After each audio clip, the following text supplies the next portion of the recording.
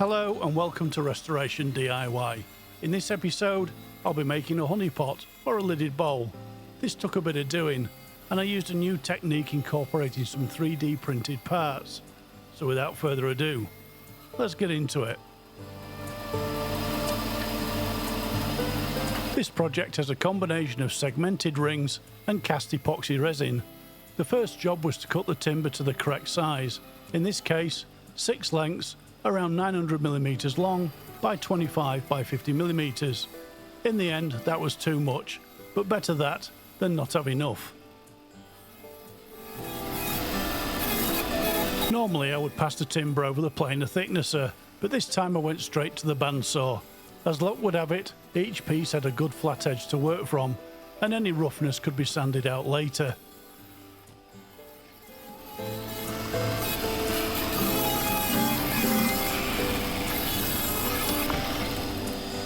Superbly done. Next it was over to the table saw to cut the segments. In total I needed to make 7 rings, each made up of 18 segments, so 126 in total. I'll just show the first 2 rings worth. I think you'll get the idea.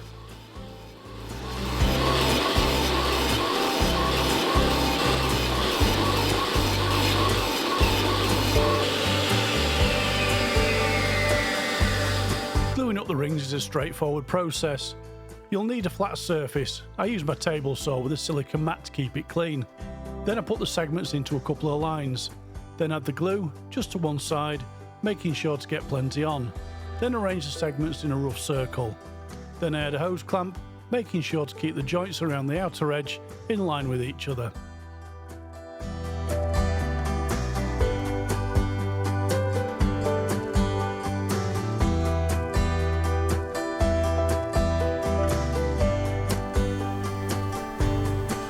One of the tricks to making a good segmented ring is to add a pencil line to the top of the timber before you cut the segments. Then keep that line to the upper face during the glue up. This will cancel out any inaccuracy in the wedgie sled.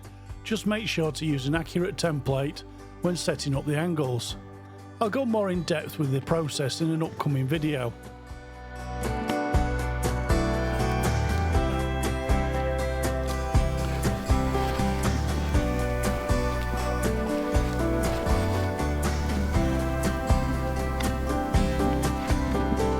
That's the first 2 rings glued up.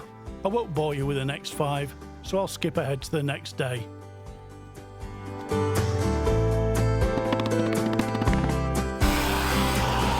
The rings have had 24 hours to allow the glue to set up, and with the hose clamps removed, I pass each one through the drum sander.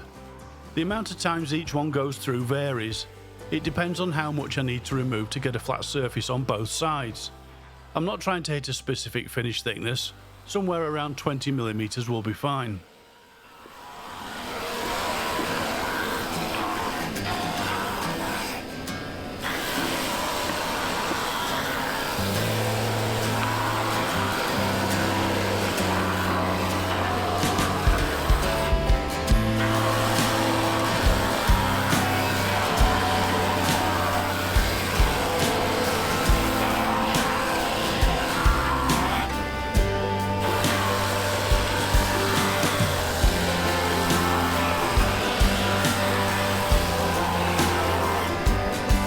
Sanding done, the rings are ready for the next glue up.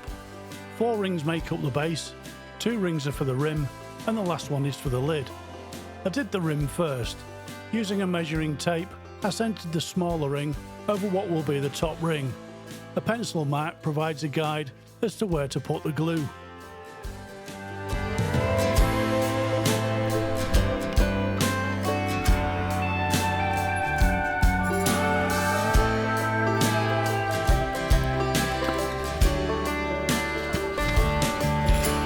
With some weight added to squeeze the joint, I used hot melt glue to stop the rings sliding around.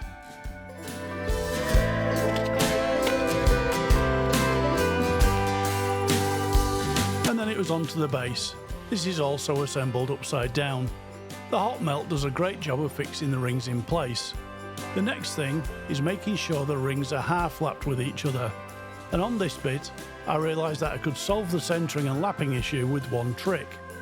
Using a pencil, I marked the opposing centre of the segments in 2 places, then drew 2 lines to quarter the ring. Now if you line up the joints of the next ring with the pencil lines, I reckon that will solve the problem, though I think it'll only work on even numbered segmented rings.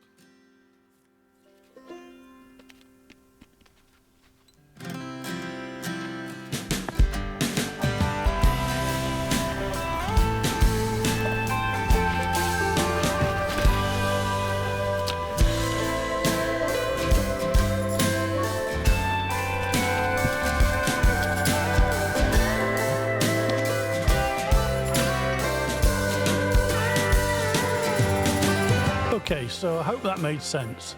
Anywho, with the last ring added, I applied more hot melt and plenty of weight and left them to cure for another 24 hours.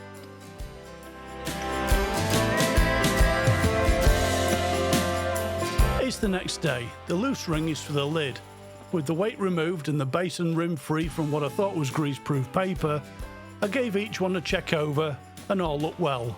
So with no time to waste, I got the base fixed to the lathe. With the lathe spinning at a reasonably slow speed, mainly because I don't trust the cold jaws, I began removing material to level the base. Then I remembered I recently purchased a large live centre that would be perfect to secure the workpiece, and in no time at all I had the centre installed. Being more confident with that in place, I began turning away the excess on the side. I'm doing this now to give me more options for fixing it to the lathe after the epoxy resin casting. Also, note how well centered the rings are. I guess the pencil line trick worked.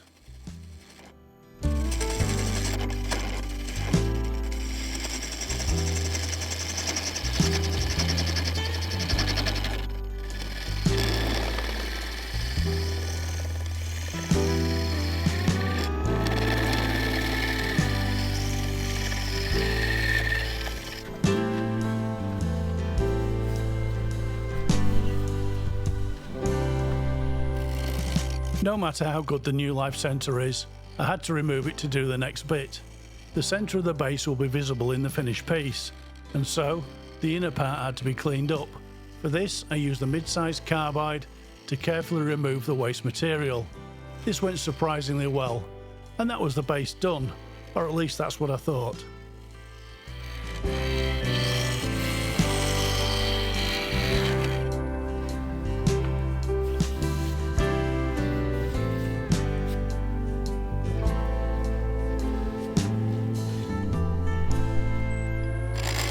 The rim didn't need any work at this stage, so next was the lid. This ended up being too big for the cold jaws to grip the outer diameter, so with the jaw buttons repositioned, I set about trimming it down. I had to do this because it was the centre that needed the work.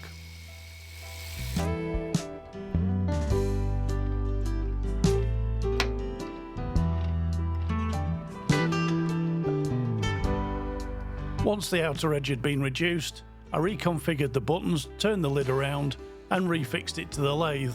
A quick clean up of the outer edge and I could get on with the centre.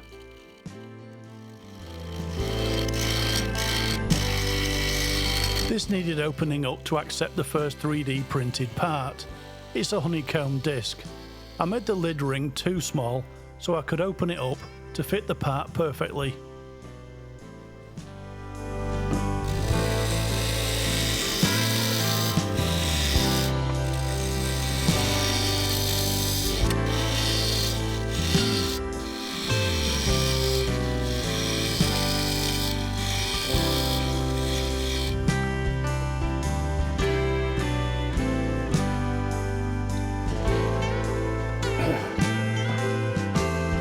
With a good fit achieved, I turned the ring around to get to the other side and did a quick clean out, and it was done.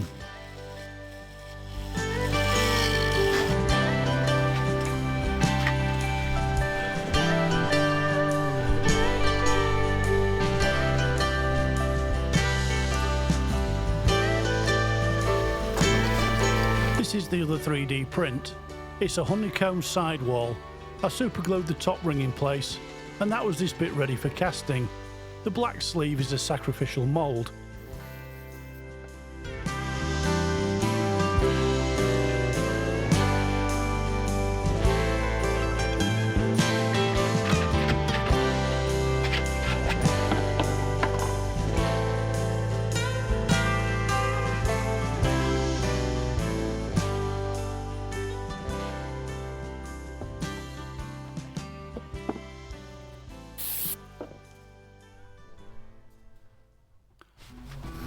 Next was the base. Off camera, I turned a piece of sapele for the central core. This is purposely too small, as I hope to expose the resin in the base. Lollipop sticks held it in place across the underside. It was only when I turned it over, I realised I had some more work to do. The centre of the rings would need to be cleaned up. I did that off camera.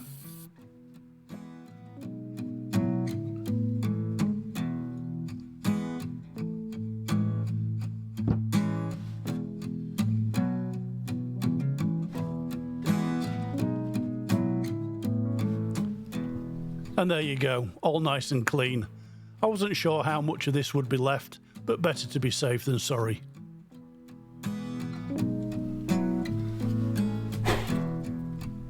Two more sticks to hold the top, and then I had to seal the base. For this I used packing tape.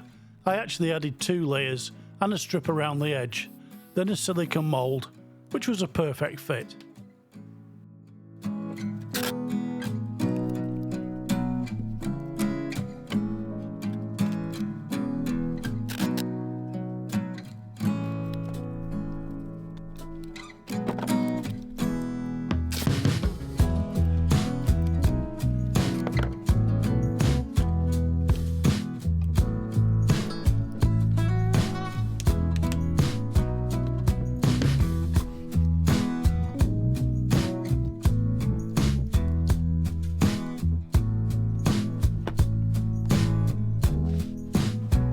I used another silicone mould for the lid, and with the honeycomb in place, I added 2 more sticks to stop it moving around.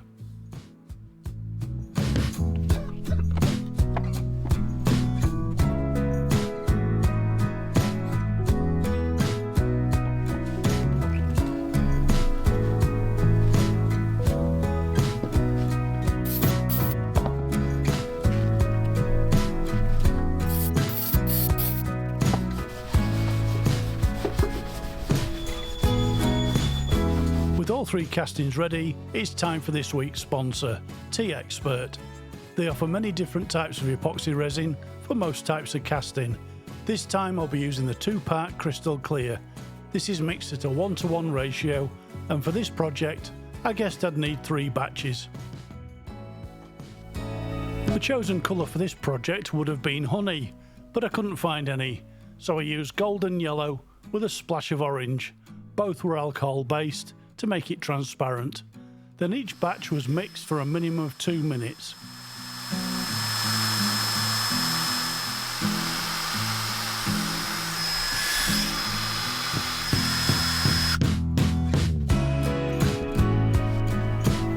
There was no need to pre-cure the resin, so I poured the first lot into the base. When full, I put this in the pressure pot. Then I did the honeycomb sidewall. Now if I'd thought ahead, I would have left the top ring off or made the mould slightly bigger on the inside to allow for an easier resin pour. I removed the honeycomb and poured a full batch in the mould, replaced the honeycomb, then tried pouring the rest over the top, but this didn't work, so I had to lift it out again and add more resin to the mould.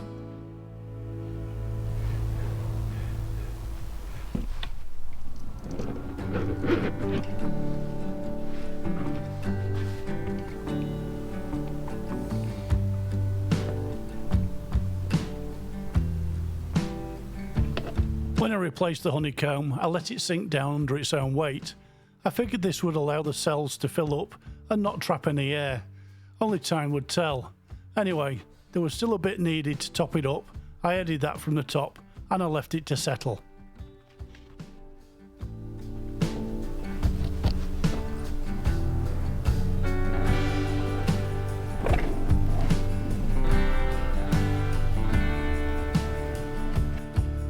Filling the lid was easy, but the sticks trapped air in the cells, so I turned the whole thing over and that solved the problem. Weight was added to hold it all in place.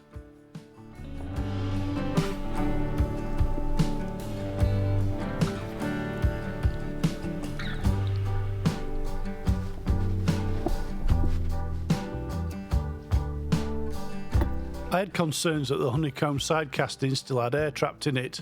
The vacuum pot seemed to be a good solution. After placing the casting inside, I topped up the mould, sat the lid on top and switched the pump on. Straight away, bubbles of air streamed out of the casting. I left it for a couple of minutes and released the vacuum. This was repeated a couple of times until no more bubbles came out.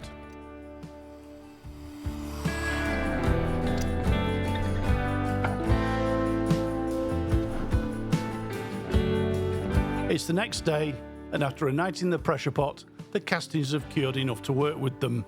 The lid looks great, no trapped air and no leaks. The side casting, as far as I could tell, looked okay. There was a bit of spillage, but the silicone mould contained it, and the base was okay. No trapped air, and the level hadn't dropped. So far, so good.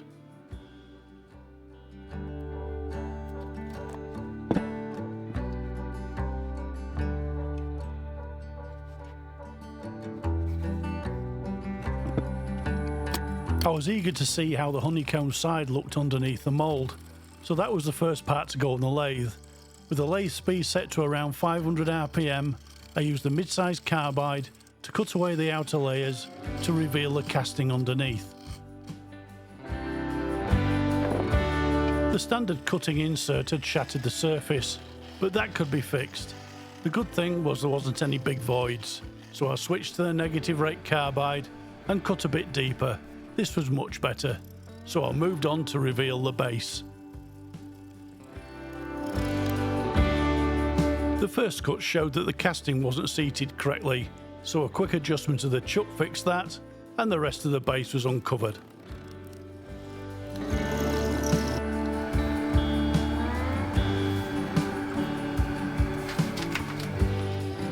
Then it was onto the interior. The surface was a bit uneven and lumpy, so care had to be taken, but as the cut levelled out, the material sliced away very easily.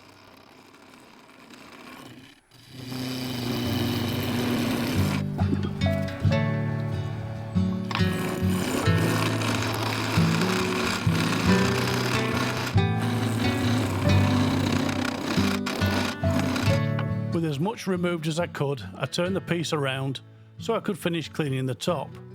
This is the ring I superglued in place, and I only needed to remove the resin covering it. But when I removed the rest of the mould, I spotted a problem.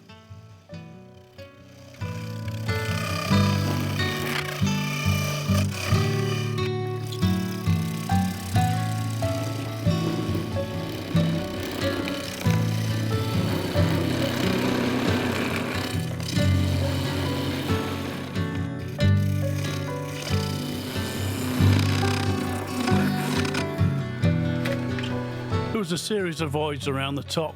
I could have filled these, but I wasn't confident I would get a good colour match, so I decided to cut it away. To be honest, I'd printed a spare orange ring just in case something like this happened. The parting tool was perfect for this. I slowly worked my way through the voids, taking just enough off until I had a solid surface.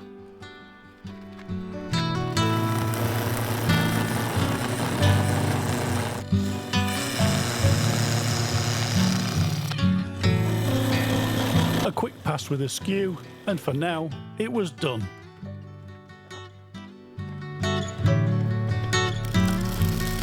The base was next. All I had to do was remove the excess resin and cut a mortise.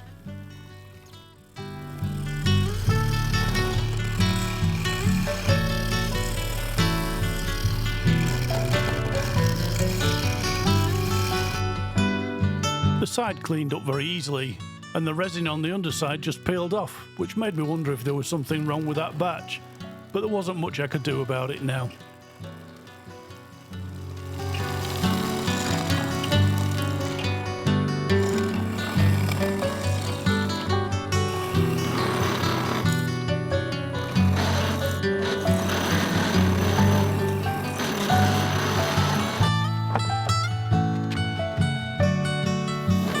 Cut away what was left of the waste, and then I could cut the mortise. For this, I used a 1/4" parting tool and the skew to clean up the recess, cut the dovetail, and add some decoration.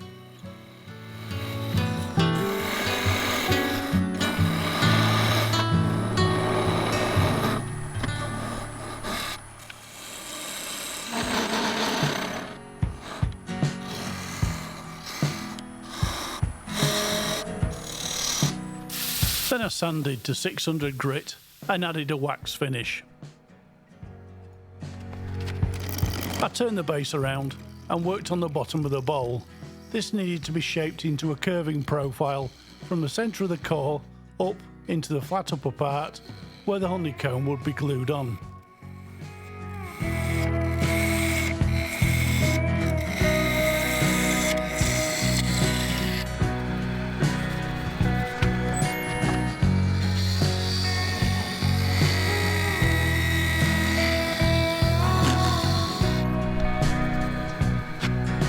A quick swipe with a skew and it was done. I mixed a small amount of 5-minute epoxy, applied it to the sapele, then offered up the midsection. A few twists helped to line it up, and the coal jaws and tailstock kept it centred and squeezed the joint. This was always going to have a footed base. I started with a carbide, but that was too slow, though I did make some nice shavings in the resin and 3D printed plastic. I switched to the 3/8 bowl gouge with a new fingernail grind, and this was much better. The blade sliced into the timber and the cutout began to take shape.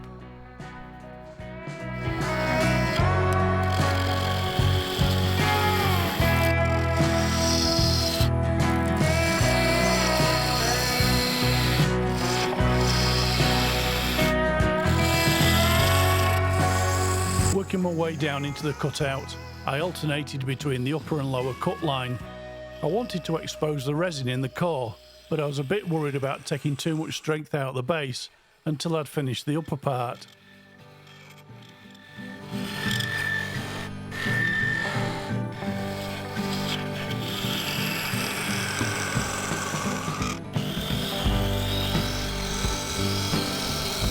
After blending the sapele into the midsection, I decided to cut down to the resin in the base. Using the 1/4-inch parting tool, I began removing the waste.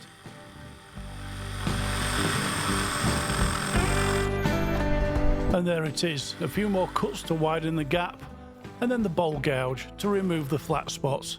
And for now that's it. I'll do some fine tuning later on.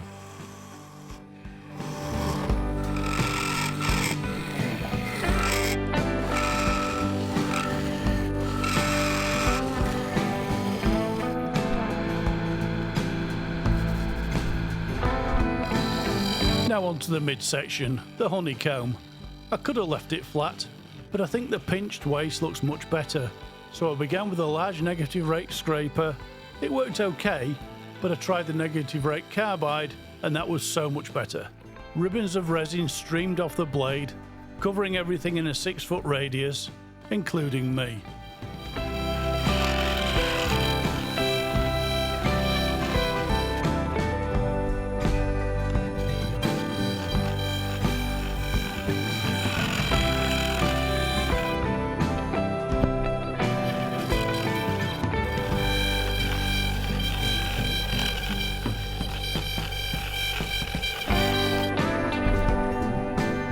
That was good enough for now. I couldn't finalise the shape until the rim was in place, so I sanded to remove tool marks, and having decided the base would be strong enough, I went back to the cutout.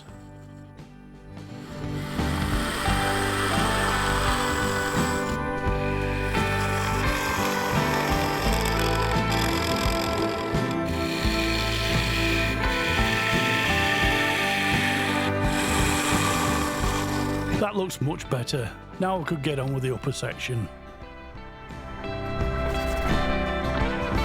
The rim was bonded in place with 5-minute epoxy, making sure to line up the segment joints with the ones in the base, and a few minutes later I could begin work on it. I alternated between the negative rake carbide, bowl gouge and large negative rake scraper. I needed to pay a lot of attention to the undercut in the rim.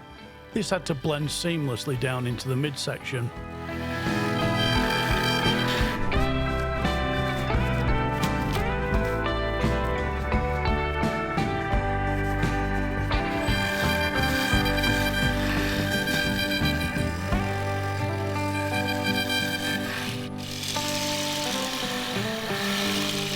I used the negative rake carbide to finesse the surface and blend and fair the curves, and that was the outside done.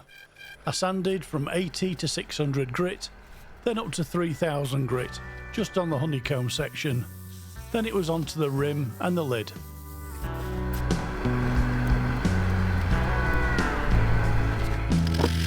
With the tailstock out of the way, I double checked the 4-jaw chuck to make sure it was nice and tight, then started to open the neck of the rim. This was a really nervous moment. One catch and the piece could be ripped off the chuck. That's why I'm using the carbide, it's less likely to grab.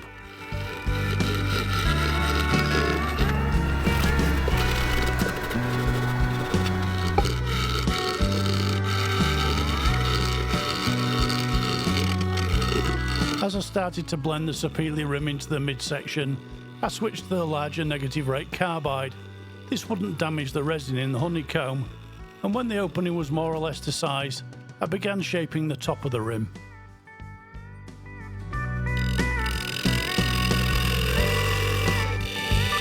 For this bit I used the bowl gouge. The shape I was looking for was a slow curve downwards from the edge of the rim into the opening.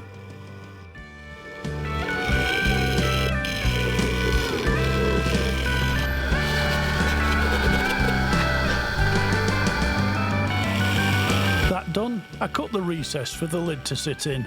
This was done with a 1/4-inch parting tool.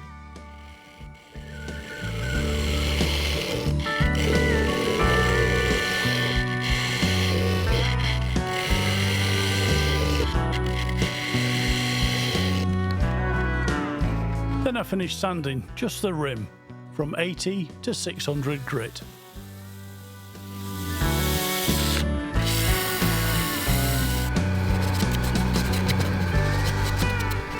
The lid was next, fairly simple to do. First I cut away the excess on the underside, creating a slight concave shape.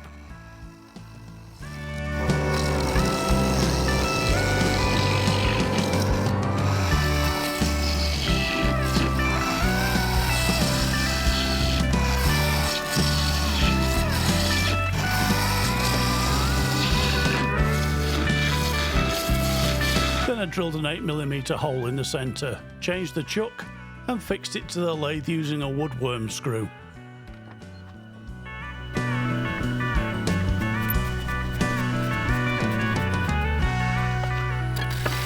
The outer diameter was then reduced to fit the recess in the rim.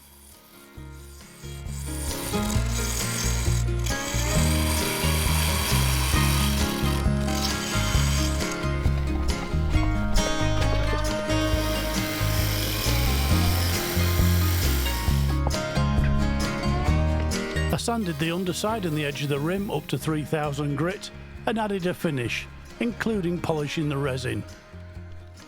After turning it around, I shaped the top, thinning the edge down to the depth of the rim recess, creating a domed profile.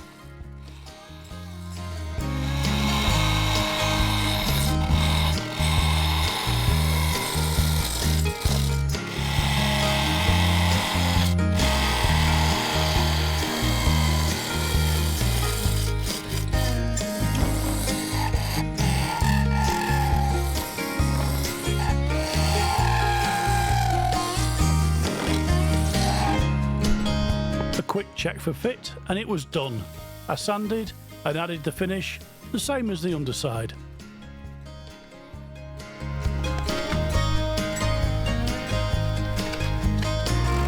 The last thing to make was the knob for the lid. The wood is Sapele to match the rest. Most of it was turned with a detailed spindle gouge, with a contribution from the parting tool towards the end.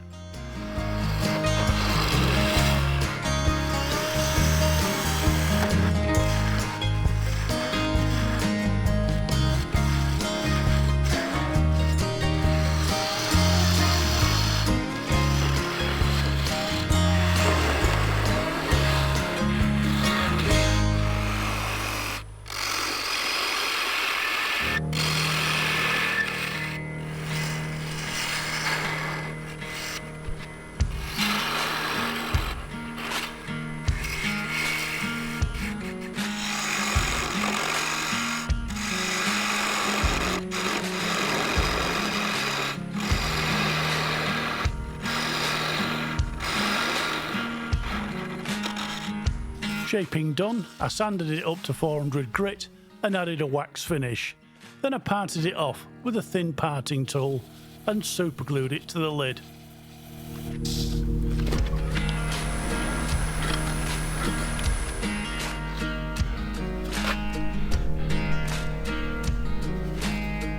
Just the main piece to finish. With it refixed in the lathe, I cleaned down with denatured alcohol. Then I applied 2 liberal coats of sanding sealer, each one denibbed with a non-abrasive Scotch pad.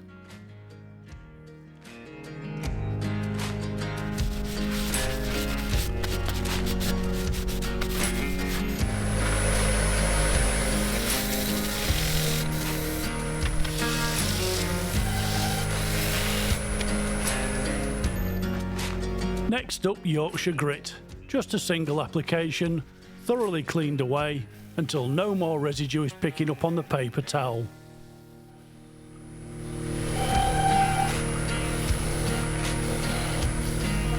Then the resin polishing.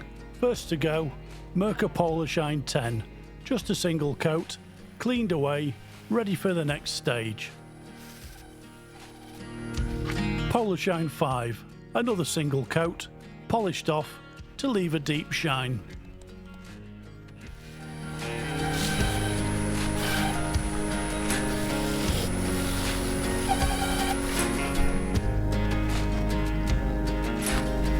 And to finish, Hampshire Sheen Gloss Finishing Wax. 2 coats, buffed to seal and protect the surface.